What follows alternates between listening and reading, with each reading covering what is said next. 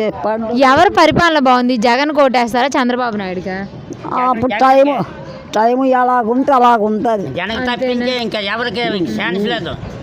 మరి అంత ఎందుకు ఏదో రోడ్లు ఉంది జగను. రోడ్లు బాగలేవు. చెప్పుల్లో ఇచ్చాడమ్మా ఇల్లు గత్తరైపోతుంది.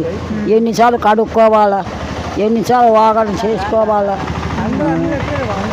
అందరూ ఒకలాగే ఉంటారు ఏటమ్మా.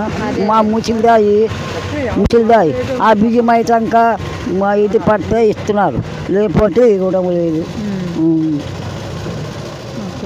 ఈ కాలువలు ఇవన్నీ రోజు తీస్తారా? కాలువలు వచ్చి తీస్తారా? రోజు జరుగుతుందా లేకపోతే 2 రోజులకు ఒకసారి? ఆ రోజు తీస్తారు. తప్పు అది మాది. కాలువలు తీస్తున్నారు.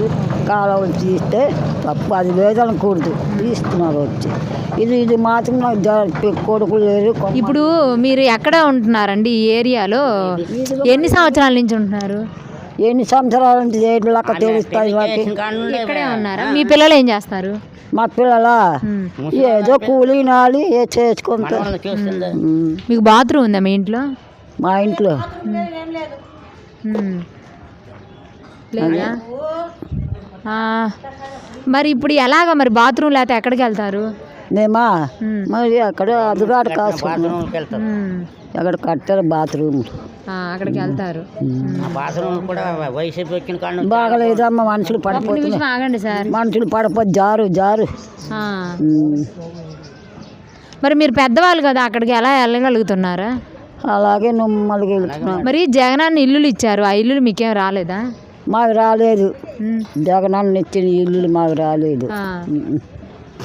అంటే ఇప్పుడు మరి మీ ఇల్లు ఉంది కానీ బాత్రూమ్ లేదు, సదుపాయాలు లేవు, మరి ఆ ఇల్లులు కూడా మీకు ఇవ్వలేదు. ఇల్లు నాది, మా పిల్లలకి రాలేదు ఇల్లులు. ఓకే, ఇక్కడైతే వాళ్ళ పిల్లలకైతే ఇల్లు రాలేదు. ఆవిడ అంటే బాగా పెద్ద ఆవిడ, వాళ్ళ ఇల్లు కానీ వాష్రూమ్స్ అయితే లేవు. ఇక్కడ ఈ ఏరియాలో అయితే మ్యాక్సిమం రోడ్ సైడ్ వెళ్తూ ఉంటారనమాట. దానివల్ల మ్యాక్సిమం అంటువ్యాధులు వచ్చే ప్రమాదం ఉంది. హాస్పిటల్కే ఎక్కువ పెట్టే అవకాశం అయితే ఉందన్నమాట. అంటే మధ్యతరగతి వాళ్ళు వచ్చే 500 కూడా పిల్లల యొక్క హెల్త్ కోసమే ఖర్చు పెట్టుకోవాల్సి వస్తుంది.